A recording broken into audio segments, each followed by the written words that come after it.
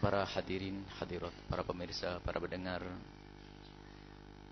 dan yang sangat kami cintai tamu kita Fadilatul Syekh Umar yang telah dengan sukarela menggugah hati kita, mengingatkan sesuatu yang selama ini kita lupa,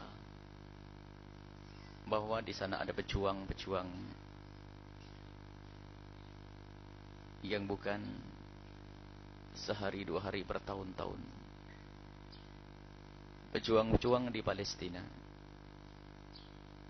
mempertahankan kemuliaan, mempertahankan agama dan sesuatu yang disucikan oleh Allah Subhanahu wa taala, yaitu Masjidil Aqsa. Akan tetapi memang betul, kalau tidak kedatangan tamu seperti beliau ini, kita akan lupa dan lalai. Kita lebih sibuk dengan kesibukan kita ada di sini. Dan kita tahu bahwa Allah Maha Kuasa untuk memberikan kemenangan kepada mereka. Akan tapi Allah membiarkan mereka terus dalam peperangan. Dan Yahudi memusuhi mereka karena Allah ingin mengangkat siapapun dari kita yang sadar. Fadilatul Syekh Umar daiman naqulu li haula bi anna Allah qadirun ala ayat al-muhtammina bihaula hatta yu'inunahum wa yusa'idunahum. Allah Subhanahu wa taala mampu untuk menolong mereka. Akan mudah bagi Allah untuk menghancurkan orang Yahudi kita, atau kita merelakan nyawa kita. Kadang berdoa pun kita tidak, memohon pun kita tidak, memohon kepada Allah pun untuk orang Palestina tidak. Kalau kita kudu nazilah sesaat kalau ada berita saja. Padahal setiap saat ada nazilah di Palestina. Pembantaian, pembunuhan. Dan musuh Allah orang Yahudi tidak akan diam. Sampai kapan? Sampai nanti masuk neraka mereka.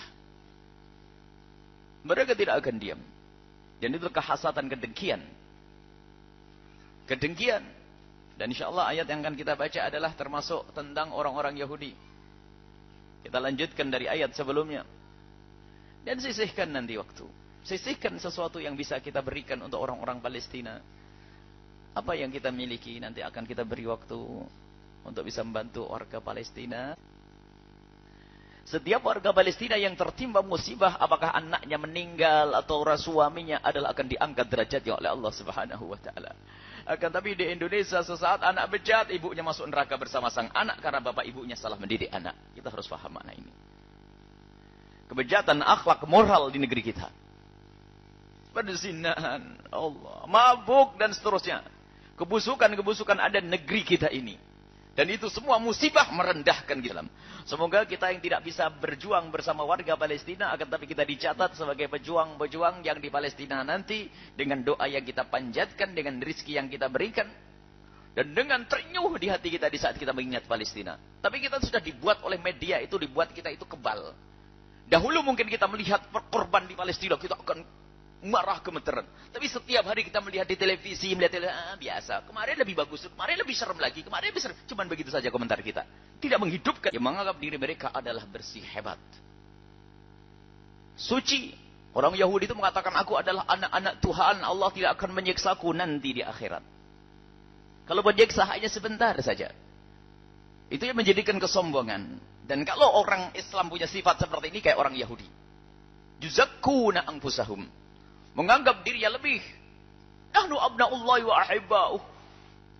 Orang Yahudi itu karena menganggap diri adalah anak-anak Tuhan dan orang-orang yang sangat bisa menerima Nabi Muhammad SAW. Biarpun mereka tahu Nabi Muhammad adalah benar. Karena orang Yahudi menanti kedatangan Nabi Muhammad. Bahkan mereka sangat mengetahui Nabi Muhammad seperti seorang ibu mengetahui anaknya. Maka ya'rifunahu kama ya'rifuna abna'ahum. Mereka orang Yahudi mengetahui Nabi Muhammad seperti orang tua mengetahui anaknya. Bahkan orang Yahudi dari masa ke masa sebelum datangi Nabi Muhammad selalu menyebut Nabi Muhammad di saat akan berperang. Wa kadu min qablu yastaftihu. Jangan kau bunuh wanita, jangan kau bunuh orang tua, jangan kau bunuh tokoh agama, jangan kau hancurkan peternakan dan perkebunan. Itu yang ada di dalam Islam. Akan tapi begitulah. Karena orang sudah merasa paling hebat, lebih hebat, Baik itu dari orang Yahudi atau selain Yahudi, lihat tidak bisa menerima kebenaran dan kebaikan dari orang lain. Inilah kisah Palestina yang tadi disebutkan, kesombongan orang Yahudi. Dan semua yang balillahu yuzakki man yasha, Allah akan mengangkat, membersihkan siapapun yang Allah kehendaki. Nabi Muhammad dimuliakan Allah, Nabi Musa dimuliakan oleh Allah Subhanahu wa taala. Allah yang memilih, bukan engkau yang mengaku-ngaku. Termasuk umat Nabi Muhammad kalau punya sifat sering menganggap dirinya paling hebat. Aku adalah kiai paling hebat, aku ustadz yang paling hebat, lalu merendahkan yang lain, kesombongan, sehingga mendeki. Ada temannya punya pondok gede, marah. Hari ini, problem di masyarakat kita begitu. Jadi ketua DKM masjid saya gulat, saya melempar batu kepada orang-orang Yahudi. Jiwa jihad yang muncul. Sekarang kita sampai tua pun jiwa jihad tidak pernah tumbuh di hati kita. Diajak berjuang. Untuk menghindari dari makanan-makanan yang ada unsur-unsur Yahudinya saja masih susah. Memang sesaat ada kadang-kadang kita disodorkan dan sebagainya. Kalau orang ngasih iya. Tapi coba dari diri kita untuk tidak berurusan dengan yang demikian itu.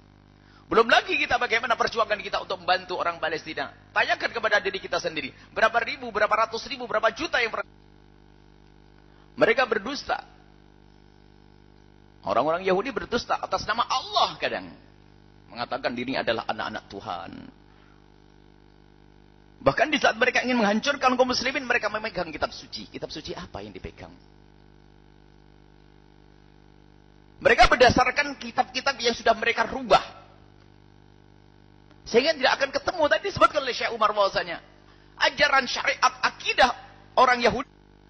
Sisi lain memang kita harus berdoa. Semoga Allah berikan hidayah kepada siapapun. Kita pengen munculnya Abdullah bin Salam. Yahudi masuk Islam juga ada. Sisi lain kita berdoa, sisi lain berjuang.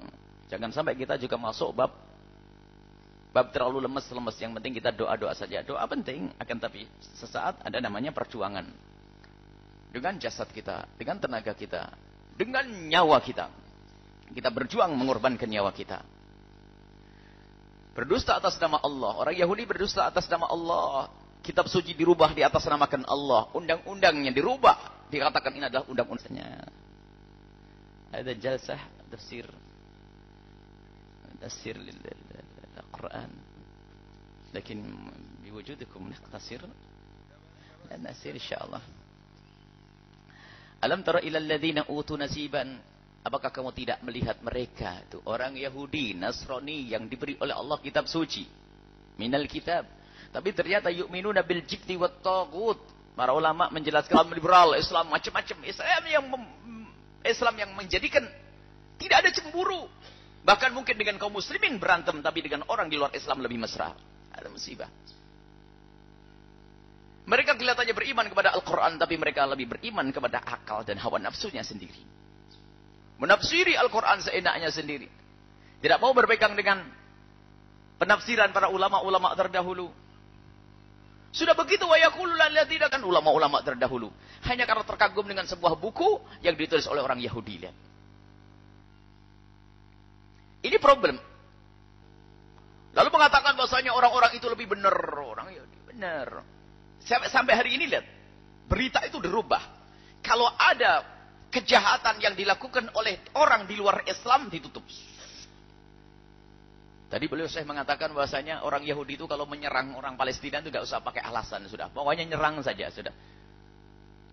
Dan dunia akan diem. Kenapa? Yang menyerang adalah orang Yahudi tadi, yang ngaku anak-anak Tuhan tadi itu, sudah. Nggak dosa, dia nggak apa-apa. Orang Islam melakukan kezaliman dengan satu orang Nasrani, satu dengan satu saja dunia bicara. Jadi menganggap mereka adalah lebih hebat. Ahda minal ladina amanu sabila. Seolah-olah lebih benar daripada orang-orang beriman. Lebih hebat. Nah ini permasalahan. Ini adalah permasalahan sifat, watak, karakter yang ada pada manusia. Orang Yahudi ya seperti itu. Dan orang-orang Islam pun banyak orang yang seperti itu. Lihat. Kalau sudah mengikuti